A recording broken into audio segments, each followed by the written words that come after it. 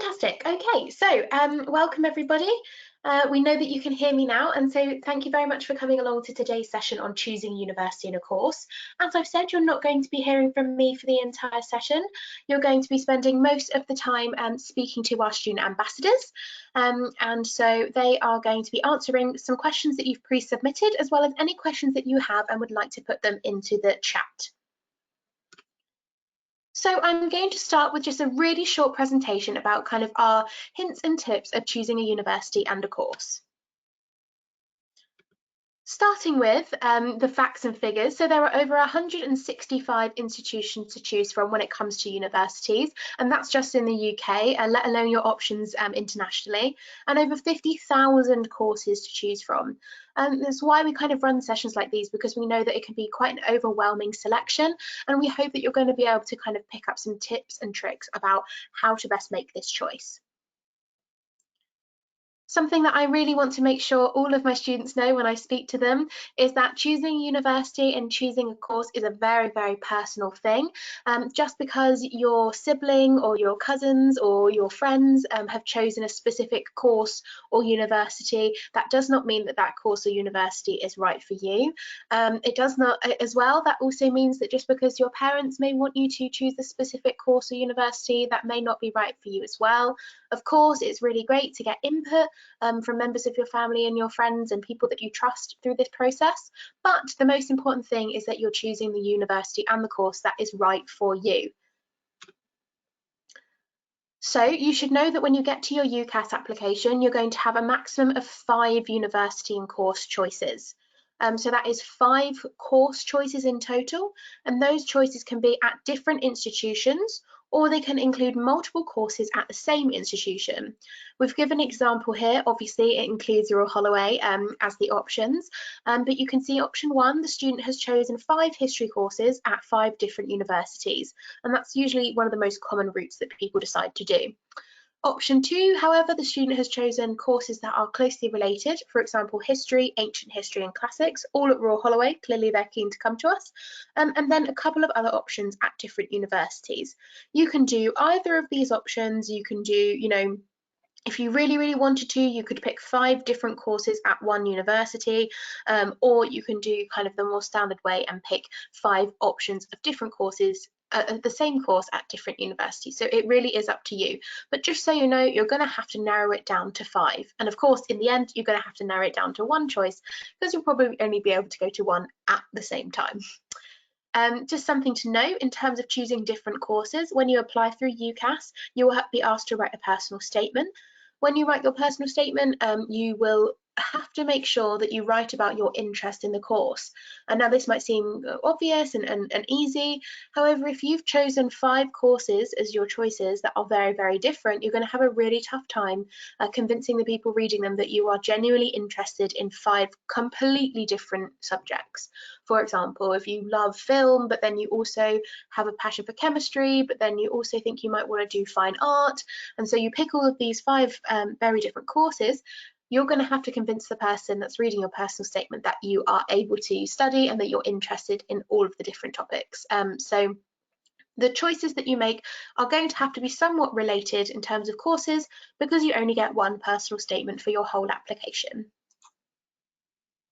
So how do you get to the point, maybe the point that you're at now, maybe you're sort of in year 12 and starting to think ahead to next year, how do you get to the point where you have those 5 specific courses ready to input into UCAS?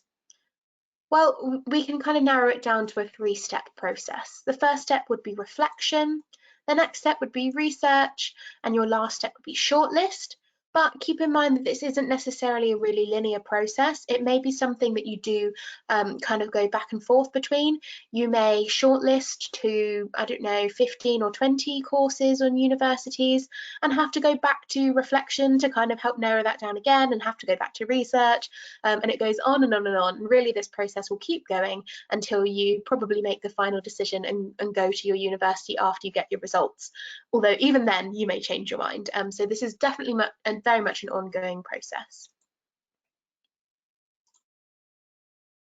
Step 1, the reflection. You need to start thinking about why it is that you choose, or why you're thinking about going to university, if university is the right option for you. What are your priorities, and what is it that you're looking to get out of your university experience? So some things that you can think about that we'll go into a little bit more detail on in terms of universities, obviously the location, what facilities do you need, where will you be living? And then when it comes to the course, what subject do you enjoy and what you're best at and what do you want to learn about? So these are kind of the start of the reflection that you begin with at the very early stages. We're going to look at these in a little bit more detail. In terms of location, you need to think about where it is you'd like to be in the country. You can see some examples here of different university campuses across the country. Where do you want to be? Do you want to be, far away from home and only come back in holidays? Do you want to be far away enough from home that you're not expected to come back all the time, but you still, are able to get back within, say, an hour or something on the train? Do you want to be in a big city? Do you want to be by the coast? Do you want to be in a smaller town? Do you want to be somewhere that's got more countryside, more greenery? Do you like the location around the areas? Is it somewhere you've maybe visited? And think about, of course, if you're choosing to move out, if you're going to be living at university or if you're going to be commuting, either way, how are you going to get to university each day? So this is where the kind of personal choice preference comes in. You may have a very different preference to people around you. You may want to, go to a big city and experience all the things that are going on there, whereas, your sibling or your best friend may want to be in a quiet seaside town. So start to think about these, and that will really help you to narrow down the big 165 institutions in the country to significantly less. Then you also need to think about facilities available at each university. So that includes accommodation. If you are going to be moving out, you need to consider if the accommodation options that are available are going to be suitable for you. You also need to be thinking about things like study spaces, social areas, if there's food and drink that you'd be happy to eat while you're there, sports facilities, so if you currently play a sport and you really want to continue playing it when you go to uni, do they have the facilities available for you to do that? And then support services, I think, is perhaps the most important facility. You need to see if you have a particular need, for example, if you have a disability, if the university is going to be able to support you and what ways they're going to be able to support you through your time there. Even if you don't, then you can check out the other support services on offer, things like careers advice, things like, being able to help you to get a part-time job, or being able to help you with your academic skills if you feel like you may be needing a little bit of help in some particular area. So it's really important to consider the facilities that are available. That's physical facilities like, how big's the library, but also maybe not as obvious things like support services. So that's just about the university, but what about choosing the course? It's important to remember that not every university offers every subject and that the specific topics included in each course can be really different. So it would be such a shame if you found a university campus that you fell in love with, it would ticked all your boxes, and then you turned out that it didn't actually offer the course that you wanted to study, which is why choosing a course and university comes hand in hand. In terms of the topics available, an English degree at Royal Holloway is going to be very, very different to an English degree at another university. That is because lecturers and the academics that teach the degrees will teach their specialties. And obviously different academics will work at different universities. Of course, there will be some core kind of topics and skills that you will learn in every degree that's similar, but specific topics may not be available at every single university doing every course. So if you are really set on learning about specific topics within your subject area, then make sure that you look down into the detail of the university courses that you are interested in and find out if that's offered. What can you study? Well, of course, you can study something that you might currently be taking at school or college. All of these are usually available as degrees at all of those universities across the country. Something that you currently study now and love and you want to continue studying, that's perfectly fine. But there are also some less familiar options for you. So some things that you may have not considered in the past, they might be something that you do as a hobby or maybe want to go and do as a future career. You can take those at university as well. And you don't always have to have an A-level or an equivalent qualification in a specific subject in order to take it at university, particularly with ones that aren't commonly taught in this country. So if you did want to do something that is, a little bit off-piste, or maybe even it's not something that's that unusual, but it's just something that you don't study right now, something like engineering, then that is absolutely fine too. There's loads of options out there, so I'd really encourage you to kind of explore your options. There's lots of considerations to make when it comes to choosing a course. Firstly, you're probably going to want to think emotionally. What subjects are you genuinely passionate about? What areas in those subjects do you enjoy? And as I said, do those universities teach those? And of course, what career or what kind of life do you want to lead after university, and how can the degree kind of get you there? And then practically, you may also want to consider what your strongest subjects are. Check your entry requirements. Are they realistic? This is a really, really big practical consideration. Universities will publish their entry requirements in their prospectuses or online, and you'll be able to see a set of A-level grades, for example, A, B, B. They may also have subject-specific entry requirements. These could be, you must have at least a B in GCSE maths, for example.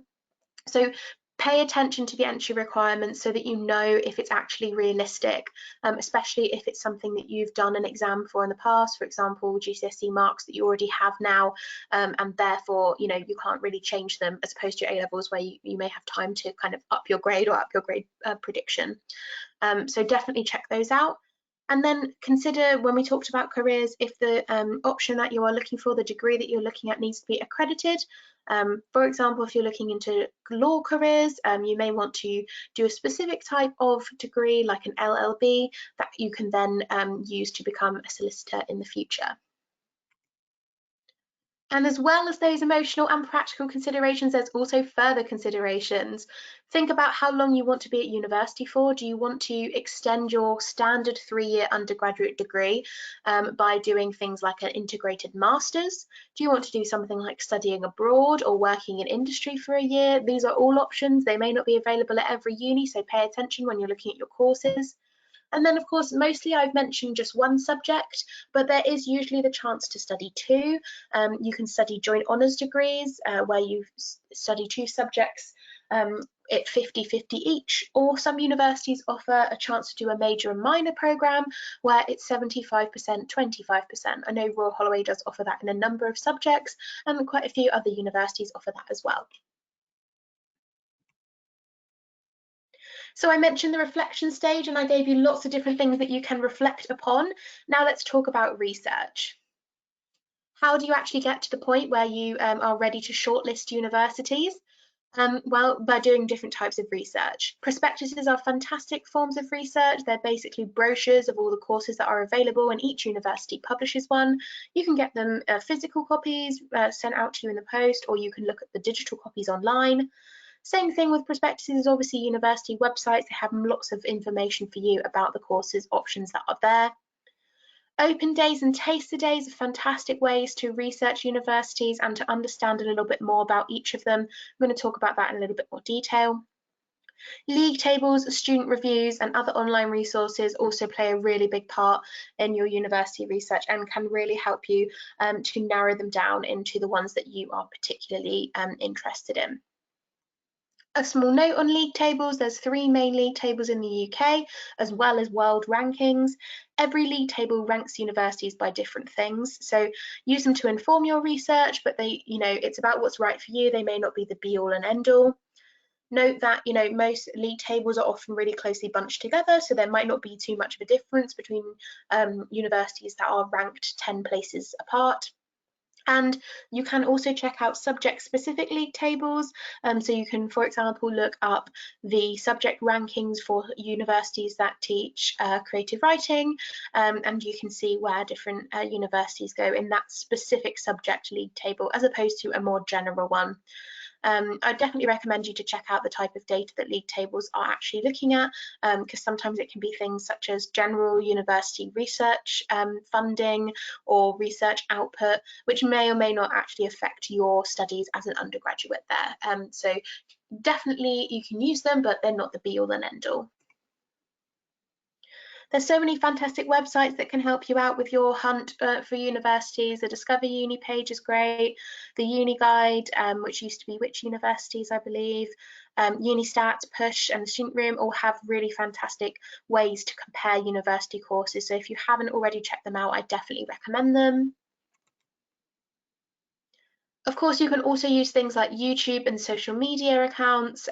You can see day in the life of videos from students, and you can probably hear, on the non-official side, you can probably hear from study vloggers from different unis, as well as get some accommodation tours as well. Especially in this kind of situation we're in at the moment, these online resources and the social media stuff can be really useful. You can check for official social media pages for universities to give you a little bit of an idea. They'll usually post pictures of their campus and maybe upcoming events. You can follow hashtags and look at location tags on Twitter or on Instagram. Of course, this is everyone's personal experience with social media, so isn't necessarily going to be the one decisive factor about making your mind up, but it's definitely a way to get a bit more of an insight into the universities that you might be interested in. I said that we were going to talk a little bit about events, so I kind of broken them down into 3 categories here. The first one is exhibitions, also known as higher education fairs, things like UCAS exhibitions. If you may have had a chance to attend one of these before the lockdown, or you may be, planning on going to one in the next couple of months or next year, that's a chance for you to see what options are out there in terms of universities and get questions answered quickly. Obviously, if you're in person, you can just ask them. If it's virtual, you can ask them via live chat, and also gives you the chance to think of universities and see universities that you may not have even thought of. Open days are a great way to get a feel for the vibe of the university, learn about all the other aspects around your education, such as your accommodation and the social activities, and to speak directly to students. Again, this is in person or online, they can be equally valuable. And then taster talks are an opportunity for you to hear a university level lecture in your subject and understand if the course is right for you, as well as usually to speak to university lecturers directly. So those are great ways to kind of narrow that shortlist down when you go through that stage between sort of reflecting and researching, when you've got a smaller amount of universities that you may be interested in, but it's not quite as small as those 5 choices. I would definitely encourage you to attend some university events to learn a little bit more about each of those elements that I've covered there. Top tips in your research: keep organized notes. Nothing worse than being able to remember something that somebody said in a talk and then not remember what university it was for. So try and keep a Word document or a physical folder or a notebook or something that you can refer back to throughout your research. Think about how you feel. It's just as important as the practical side of it. If you attend a university open day in person and you feel like it is the right place for you, that can be a really, really big difference between somewhere that you feel as though you're not going to fit in. Bookmark on saving things is really important, making sure that you save the websites you've visited so that you don't lose important information. And if you're going to watch a virtual event, then you can bring a friend or family member along to get their opinion as well. Once you've done those researching and you're starting to, reflect on all of the decisions that you've made, then ideally, your ideal courses and universities, a university that offers the course you want to study, provides the facilities and support that you need, and is located where you want to be. Hopefully you can find a few of those and they will end up being the right university and courses for you. Okay, fantastic. So thank you very much for listening to my presentation. I'm going to end the session now with the rest of the next kind of 40 minutes with some Q&As for our lovely student ambassadors. So if you just bear with me a second, I am going to let everybody come up onto webcam, and then we can get started. If you have any questions that you would like to ask, I do have some that have been pre-submitted, so we'll probably get to those first. But please, you can start typing them in the chat.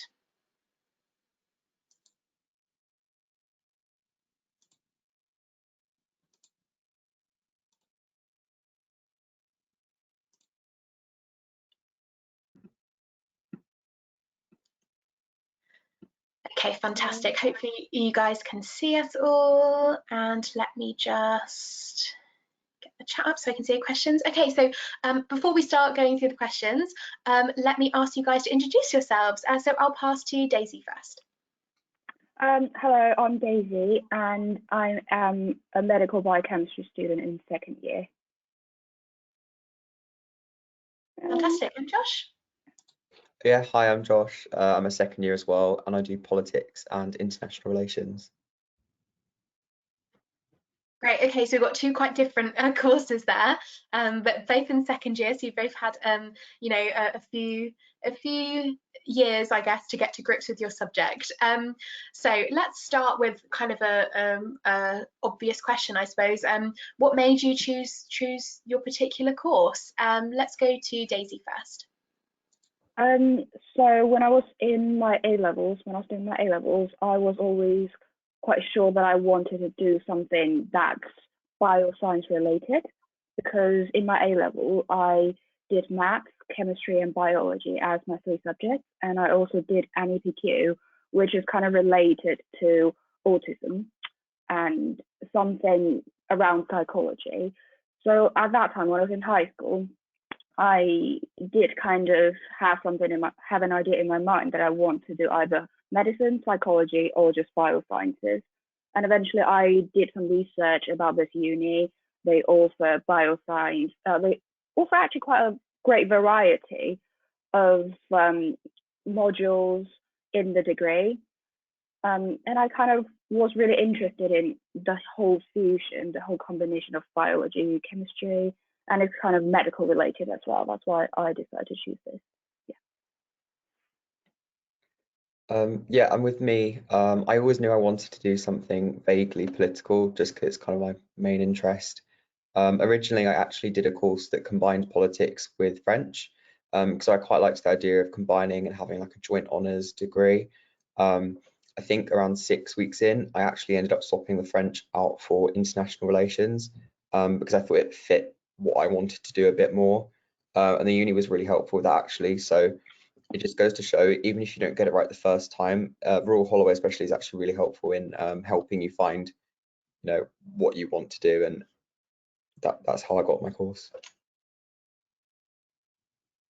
That's great, thanks guys. So Josh, do you want to tell us like a little bit about how the process was from changing from your original course? Because I'm sure I always get questions from students that say, oh, what happens if I, you know, pick the wrong one, or what happens if I change my mind? Yeah. So maybe you can tell us about your experience of that. So first I spoke to my personal tutor about it, that I wasn't enjoying the French bit as much as I thought I would, and I went to, I think it was the admissions office, and I organised a meeting with them, and then we chatted about it. I said I quite liked the idea of international relations because I know a few people that were doing it, you know, had chats with those students, and I thought that just sounded more like me. So yeah, just arranged a meeting. I filled out, I think it was one quite a short form, and then within 2 weeks, I think it was, they gave me a new timetable, replacing out just the half of the degree that was changing. It was quite easy actually. I was surprised by that, but you know, pleasantly. It definitely sounds easier than you would expect, I think. I mean, I know it was Yeah. probably a bit of a smaller change than some others, but yeah, it's good to hear that, you know, you're able to kind of have a little bit of adjustment, which is nice. Yeah. So we've talked a little bit specifically about the course, but how, well, I guess this is related, but maybe something for rather than when you were actually choosing your course, but for later. How did you know that the course you were studying was the one? Daisy, I'll go to you first. Sorry.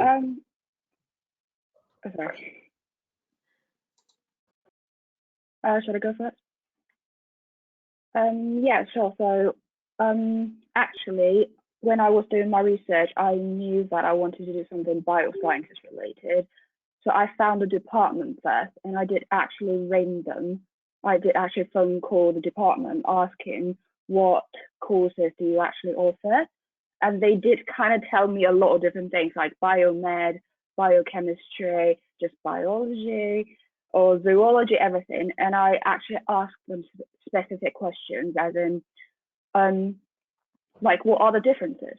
And they gave me a very detailed explanation about the different modules that they provide and what each course would lead on, would allow us to do in the future after we graduate. So I would definitely suggest the students to like talk to each university individually, try to call them, go to open days, just to narrow it down, narrow the option down. Yeah, I definitely agree with that. It's good to look at anything you can online, from kind of even league tables, which is where I started, to try and find where was good for politics. Turns out Royal Holloway pretty good. Yeah, look at everything available to you basically, and I think you just kind of know, to be honest.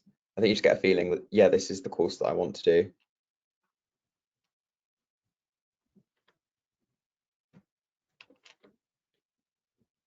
Yeah, I think that's really common. I have a lot of students and student ambassadors that say to me that they just felt like it was right. So yeah, I think it's quite a common thing.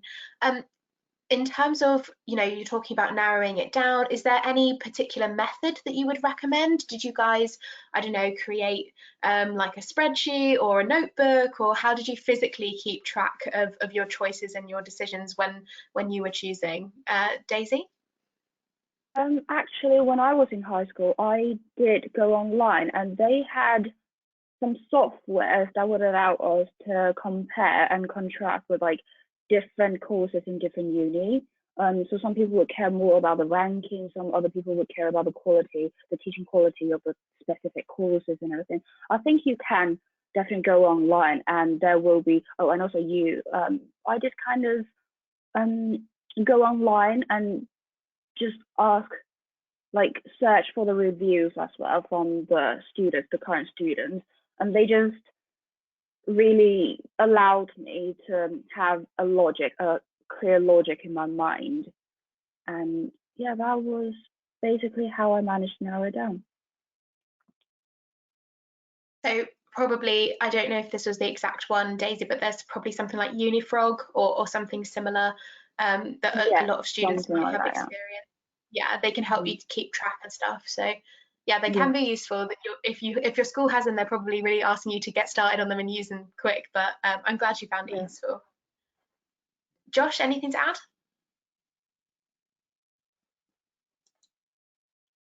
Oh, the connection isn't that great.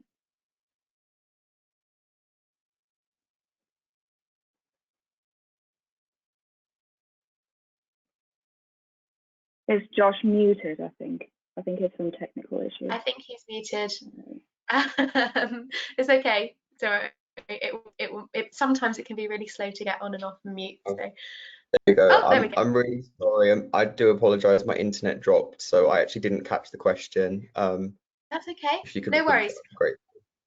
We're asking if there's specific methods that you use when you were kind of doing your narrowing down and your shortlisting. Did you like keep a book or a spreadsheet, or did you use a particular program, anything like that? So practical tips.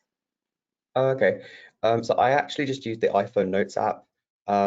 I remember watching loads of YouTube videos on different universities that, if they had a nice campus, or if I just could kind of imagine myself there. I went through and listed a bunch of them. I didn't actually attend open days, I don't believe, but I did attend applicant visit days it was for Royal Holloway and also for Manchester. And they were quite different. And I think definitely go to these days, because having been to them, it really kind of confirms that I wanted to go to Royal Holloway, just kind of being able to walk around campus and get the feel of like the community aspect. So I would definitely recommend that. And just any videos you can find on YouTube, even like the amateur kind of students that just go to the uni, I thought they're quite helpful because they're more relaxed, and I think you get quite a good picture of them from that. That would be my advice. Yeah, I think nothing wrong with using your notes app, like, because you've always got your phone on you, so it means you can always like quickly add thoughts or things that you see and stuff. So yeah, just keep it simple.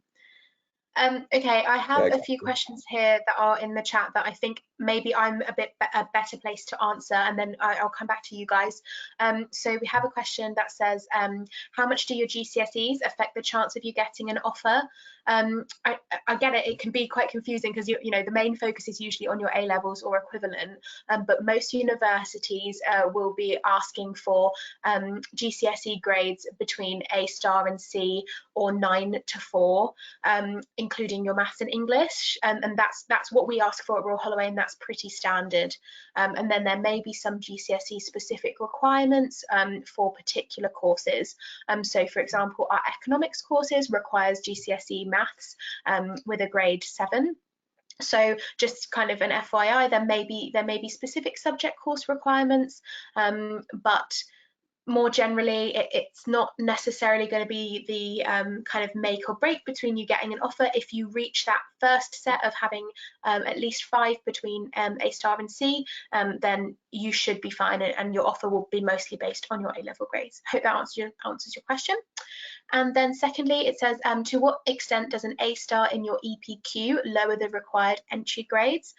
So for us at Royal Holloway, when you're taking your EPQ, we are able to take that into consideration to allow you to have lower entry grades, which is at the moment 2 grades maximum lower. So you should be able to receive a grade that is between 1 or 2 grades lower if you are doing an EPQ. Daisy, I know you mentioned that you did an EPQ. Did you find it was a good experience? Oh yeah, I love my APQ because I had always been really interested in like studying about music and psychology. I wanted to find like a connection in between those two. So eventually I decided to compose a piece of music that was supposed to help the children with autism.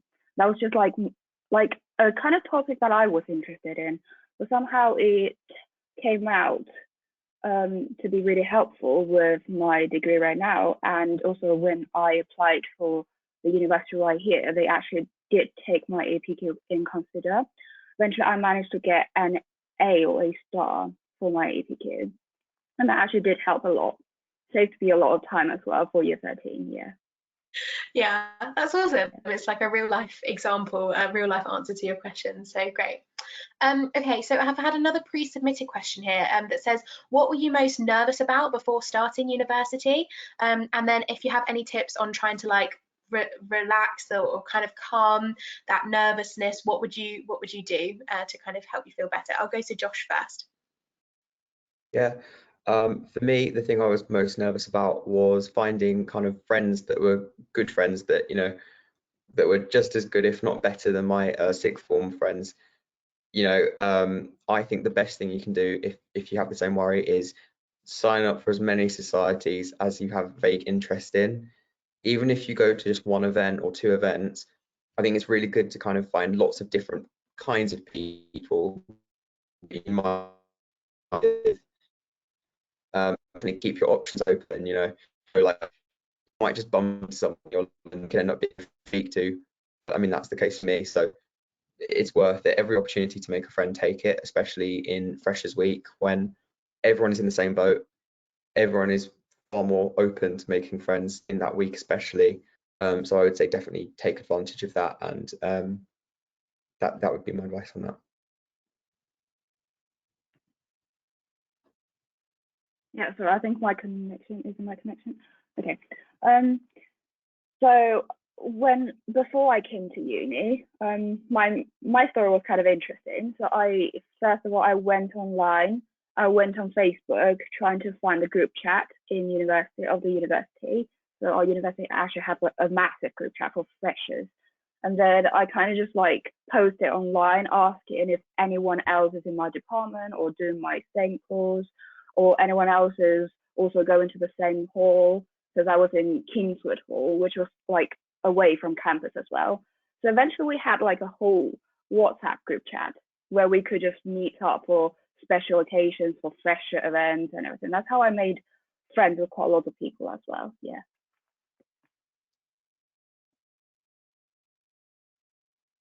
Definitely some really good tips there, because I think, you know, we always say, oh, don't worry, everyone's in the same boat, but it's really nice to hear like some practical advice about how to actually meet other people and get in touch with people before you start, because I think that's probably a really common worry for a lot of students when they're starting. But it is true, everyone else is in the same boat as well. It was always my response to that question. Okay, let's have a look. Have another question in the chat. Is accommodation on site available for all years or just for first year? So I can go ahead and answer this. So it is available, it is guaranteed for first year students as long as you apply by certain deadlines. We don't guarantee it for students other than those in their first year. However, there is an option to apply. You don't have to, you know, move out if you don't want to. You can apply in your later years, and this specifically if you do something like a year abroad or a year in industry and you come back onto campus, then you will probably have priority for guaranteed accommodation in your third year and final year after your year out. I don't know if you guys wanted to like tell us a little bit about your accommodation experience, maybe just like how you chose the accommodation, or why you went, or where you stayed, and sort of how you ended up there, because that's obviously another choice you have to make when you're deciding. Josh, you want to go first? So I ended up staying on campus. I stayed in Tuke, which was it was kind of like a double bed. You got an ensuite, and there were 8 people along your corridor, and you share a kitchen. I really liked the setup. I thought it was good. You know, I was very worried about sharing a toilet and showers with people, so that's why I chose an ensuite. Having lived in a house with 2 other people now, it's not as much of an issue as you might think, to be honest. But yeah, I really liked that. It was very easy. Some of my classes were literally a 5-minute walk away. And it's a good chance to meet people, because you're kind of forced to live with people that even if you have small teething issues, you can kind of work on it. And generally speaking, everyone does want to get along, obviously, because you are living together. I enjoyed it a lot. It does add to the campus community feel to be physically on campus, sharing, you know, accommodation with people. My halls experience was very positive, and I would recommend halls for first year for sure. So for me, actually I chose Kingswood as my second last choice. So it was not my first choice. I wanted to be on campus as well, so George Eliot or Tuke. I was really happy to go on campus, stay on campus. Somehow it was a different experience. Although at first I was not quite happy about Kingswood, but like gradually I got used to it, and yeah, I managed to make friends in different ways, in a different hall, and yeah, no, I don't know, because it was a shared bathroom as well, and we didn't have a kitchen. It was just a small pantry, and it was actually catered as well. So it was completely opposite from my expectation, but somehow eventually I was still happy about it. So I would say no matter where you go, it is also a different experience. I think you make do with the option that you've got, and it is good to see that you've both had, you know, a good experience, even though they were quite different. But yeah, it's definitely accommodation can make a big difference as well in having the choices available for the options that you need. Okay, I have a pre-submitted question about computer science, so I'm happy to answer this one because I know that neither of you are studying it, but you want to ask about the level of theory versus practical. Yeah, so you cover both in the computer science course, and you have the fundamentals in terms of like the theory that underpins all of the practical that you're doing, and you are obviously will have the chance to do practical elements like labs and workshops and all that kind of thing, where you have to do assignments, where you actually have to produce work. The course is separated into different streams and modules, so you can follow your interests throughout the 3 years. And then for computer science, as well as most other courses, there is a chance to do a year out, a year in industry, if you wanted to get work experience, particular within the industry. So hopefully that's answered your computer science questions, but please just let me know in the chat if there's more, if you're here, the student that pre-submitted that question. Okay, if you don't like your accommodation, are you able to change? Yeah, I can answer that really quickly. It depends on what your contract is. A common thing that is available is a room swap, and at that point you would have another student in university that is also unhappy with their option, and you could potentially swap rooms, and the university has a system for letting that happen. And there'll also be things like a cancellation policy, where after a certain amount of weeks, or in between the holidays and things like that, you may be able to leave your contracted accommodation. So it's not necessarily that you're stuck there for the whole time. Someone asks, how do you know what modules are in the business courses? So the best thing to do is to go onto our website and to find the particular degree that you're interested in. And then on every course page, you can see there's a selection of modules. So I think, Amelia, if you've got your web page typing quickly, she might be able to send in the chat a link to the course finder or to the business and management courses, and you'll see as you scroll down, it will say information, and you'll be able to see the actual modules that are on offer, so you can see what options you have. Really important part of your research, obviously. Will there be any on-site open days this year? Yes, at Royal Holloway we are planning on running both online and in-person open days this summer, and I will be able to send you a link to kind of sign up and register your interest for that. They are split into subjects, so there are 2 days for the sciences and for business, and then there are 2 days for the arts and the humanities. They're on the weekends, so you won't interrupt your schooling, and as far as I know, it's going to be a chance to see the campus in the safest way possible, and also to speak to academics. So yeah, I'll get the link in the chat for you guys to sign up to that. Oh yeah, fantastic. Amelia's beat me to it. And then I have a question here that says about human geography. How is our assessments carried out? So off the top of my head, I'm not sure exactly how they are. I know that most of our degrees will have a variety of assessments, so you won't be doing purely one type. But you will be able to find kind of a little bit of a blurb of information like that on the course finder. So again, if you just follow the studying here link that Amelia posted and go to the human geography page, there will be a section on teaching and assessments. Sorry that neither of our student ambassadors are geography students, so they'll know much more about their own degrees rather than this one, but hopefully you can find that information on there. If anybody has any more questions, I think I've reached the end of the ones that are currently on the chat. Please do just post them in. I'm just going to double check our pre-submitted ones to make sure that we have answered everything.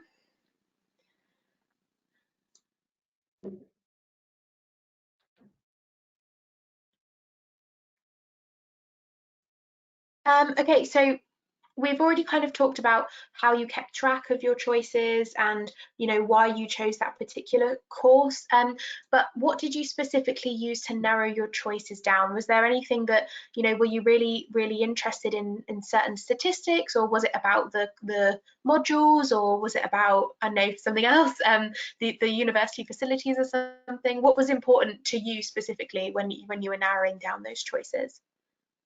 Let's go with Daisy first. For me, actually, I did kind of have a notebook, just trying to record which university I'm really interested in or which courses I potentially want to apply. And then obviously I did have a look at the ranking, but at the same time, I know that the ranking is actually not the most important thing. I did care more about the courses themselves, whether each module, the content actually interests me a lot. And another thing that allowed me to make my decision is after visiting the campus or visiting the unis themselves. I would see myself being in that uni in the future. And also another factor would be considering the environment around. So like if you prefer city uni, if you prefer campus, there are so many different factors that you can consider. my experience is that you just do different research online and offline. You travel around, especially during summer. It is the best opportunity, and you have a notebook, note them down. Which one you like from 1 to 5 stars? Which one, like, how much would you rate? Yeah, that's kind of the things I did. Yeah. Sounds good. It's like your own personal trip advisor. Okay, how about you, Josh? Yeah, I definitely agree. League table rankings, for example, although they can be helpful, I would not recommend using it as your main factor in what uni you go to. I would definitely say go to the unis, have a look around, get a feel for the campus, the facilities they have, and just try to imagine, how your life could be there. I think that's the best way to look at the halls, look at the places that you might walk to every morning to class. Look at places you can hang out with friends. I really liked Royal Holloway for that reason, because you've got the halls like Pearls, which is like bubbly, and you've Tommy's Kitchen, you've got the Medicine Bar and the SU, all very close together in campus, which for me was a big reason to pick it over the uni. Yeah, my biggest advice would be to look at the unis and try to imagine yourself there. Which really follows up with a question we've just got in the chat, actually, which is what attractions or activities are in the local area that you could go to or use in your free time? So Josh, we almost already covered a few of them, but maybe if you want to go first, and then Daisy can add any that she's got. Yeah, so as I mentioned, obviously there's a few places that in evenings you can go and drink with friends. In the daytime, there is a Starbucks in the library, actually, so if you like to meet up with friends and get coffee, that works really well. As well, quite close to Englefield Green, there's a few places you can walk if you like walking in like nature and stuff. You can walk towards Virginia Water, there's nice places for picnics. And don't forget as well that the train station is not that far, and it takes like half an hour to get to Waterloo. So it's easy to get into central London as well if you like to go in somewhere a bit more busy. I think Royal Holloway is quite good for that. You do get the best of both worlds in that regard. It really depends on the kind of person you are, but there is a lot of options that I do think fits most people. Yeah, well, in my opinion, SU actually has provided a range of activities as well. So even if you don't really want to travel far, you can just stay on campus and join the activities, the evening clubbing, in SU event, the freshers event, or you can just go to the pack halls for a couple of cocktails. There are also kind of a couple of local pubs around too. Also, it's quite close to the Windsor and Staines, which are both shopping centres, towns that are quite busy as well. So even if you don't want to travel far, you can also enjoy those. And that also kind of links to another question we just got asked in the chat, which was what's your workload like? So while you're not, off in Windsor or Virginia Water having nice picnics, how many hours of kind of work, I guess, is expected from you guys daily and weekly? Daisy, do you want to go first? So for medical biochemistry, we're actually quite busy most of the time. I remember in term 1, that was before the lockdown, we would have from 9 a.m. till 5 p.m. because we had practicals, and that's the same as Wednesday and Friday. So we would have like a whole day of work, but then there will always be 1 day to 2 days off every single week. So I would say it's a good combination, but it varies between departments too. Yeah, my course is quite different actually. Politics and international relations. We have less contact hours. We have about 4 hours for each half of the degree. And apart from that, you get a reading list, which you're supposed to kind of do a lot of reading in your own research outside of class. In class, you get a 1 hour lecture, on a module, and then you also get a seminar where you get to talk about the ideas, speak to other people. It kind of just makes sure you're on the right track and you've not completely gone AWOL, reading about things that might be interesting but aren't actually relevant to the course. And yeah, you do a lot of reading outside of that as well. It's not too much workload, I don't think. You do get a fair amount of free time as well to do the other things you want to do. So the workload overall, I think, is quite good. It's not too much, but it does push you to actually do the work as well. Yeah, I mean, at the end of the day, you're there to get your degree. So, you know, there's going to be probably times when workload's heavier, times when it's a little bit lighter, but it's good to hear both of your perspectives studying very different subjects. So yeah, that's a great question. I'm conscious that we're close to the end of the session today, and there's a few questions in the chat that I can answer just quite quickly. So someone has asked, if my predicted grades are 1 grade lower than required, would you automatically refuse my application, or would you offer an alternative course? Yeah, so we would usually offer you an alternative course if your grades would fit in those entry requirements. So we would usually try and do all we can to offer you a suitable course before kind of saying we can't make you any offers at all. So yeah, we would normally offer you an alternative. Next question, is there a gym on campus? Yes, we have a sports centre on campus, and students are welcome to join. There's various levels of memberships, as well as back when we're in normal times, there's exercise classes, timetables, as well as the opportunity to get involved in all kinds of sports at any level. One that I don't know the answer to, but you guys might know the answer to, or we might have to look it up, is how much is the number 8 bus to get to Heathrow? Oh. Yeah, I don't know my head. We'll look it up for you and get the answer before we end. Do either of you, I mean, I guess you do as your student ambassadors, so tell us what it's like having a part-time job as well as doing your course. Josh? I personally, I don't think it interrupts with my studies at all. As a student, you can only actually do up to 20 hours anyway, which means that, you know, take on the shifts that you can. A lot of the contracts around student jobs tend to be 0 hours anyway. So it means you can be flexible and kind of just do the hours that you know you can and want to do. I haven't found that it's interrupted my degree. As I said, the contact hours, I don't have that many anyway, so it kind of is just like moving my social stuff and moving study time around that, and it works fine.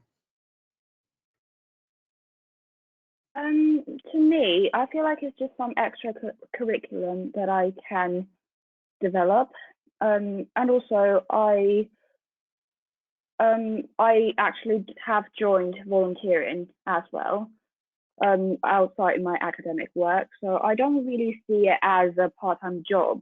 I see it as something that would expand my social life, that would give me an opportunity to know more people, or like for me to gain more experience about different things. If you see it in a different way, I wouldn't see it would interact with your academic that much. Although I do have quite a lot of hours of work in school, in uni, I don't see it quite conflicting. And then a related question is, are there jobs on campus? Yes, there are. So our student ambassadors all work on campus. We also have, you can work in places like the library, you can work in our catering outlets, so the cafes, the bars, the dining halls and the shop as well. So yeah, I think on a normal year, we would normally have almost 1,000 students employed on campus. So there's definitely an option to find a part-time job where you don't actually need to leave campus, which is great and really convenient for most students. I think someone has told me that they believe that the number 8 bus is around £3. That might be one way. So hopefully that answers your question. And then I just think probably got time to answer a couple more. Is going to Thorpe Park popular as it's so close? I know that lots of students work at Thorpe Park, so that's again another potential job offer. Daisy's nodding her head, which means I mean, probably when it was open, did you think it was a popular thing for students to do? Oh yeah, because it's really close to the campus. It is literally 10 minutes away. And then I actually just came back from Thorpe Park last week. And yeah, no, quite a lot of students are there, yeah. You can even see quite a lot of like familiar faces over there because people are working there as well. Yeah, and I suppose if you're lucky enough to know someone that works there, you may get a discount on entry, Yeah, yeah. which is always handy. Is there a bus that goes directly to Thorpe Park? I'm not sure there is from Royal Holloway. There may be you may have to go into Staines and then go from Staines to Thorpe Park, but it's probably like if you Ubered it's probably less than 10 minutes. You might even be able to walk if you're feeling sporty. And also with Uber, because like if you're going with a bunch of friends, you can also split the price for Uber. So each of you is only going to pay £2 or £3 just for the trip. Yeah. Great. Oh, Amelia has passed us our bus answer to the question on the official website. So hopefully that will give you guys a little bit more detail about that. Okay, so I think I have answered pretty much every question. Oh, there's just one that I skipped. If I get offered a place, when is the deadline for applying for on-campus accommodation? So for this year, if you are starting in September 2021, then the deadline at the moment is July. I believe it's the 14th of July. Amelia may correct me for current applications. And usually every year it's around a similar time. I think the deadline's a little bit later than normal for this current situation, but usually, so for the following year, you're going to be applying sometime between April or March and June and July. Oh, here we go. Amelia has corrected me. It's the 16th of July. So I was giving you 2 days of being extra early. But that's all the information for current students that are looking to start in September 2021. And if you're looking to start in the following year, then applications for accommodation will usually be around a similar time, although like I said, I think they're a bit later this year. Okay, I think we've managed to answer everything. Oh, if you apply earlier for accommodation, are you more likely to get your first choice?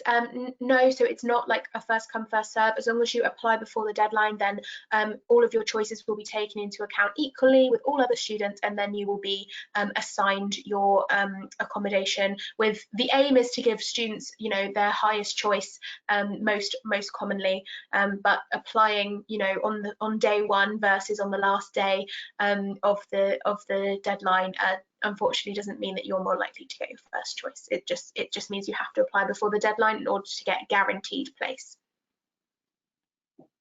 Okay, so thank you guys so much for coming to our session today. Thank you, Amelia, for Googling and finding everything else out that we need. Thank you very much, Daisy and Josh, for your really fantastic answers. It's really been great to hear your guys' insight. Thank you everyone for joining, and maybe I'll see you at one of our other webinars. We have another one tomorrow, which is about studying abroad and a year in industry, and you can sign up in the same way that you signed up for this one, and there's a few more in the coming weeks as well. Okay, that's all from us. Thanks very much, everybody. Take care. Thank you.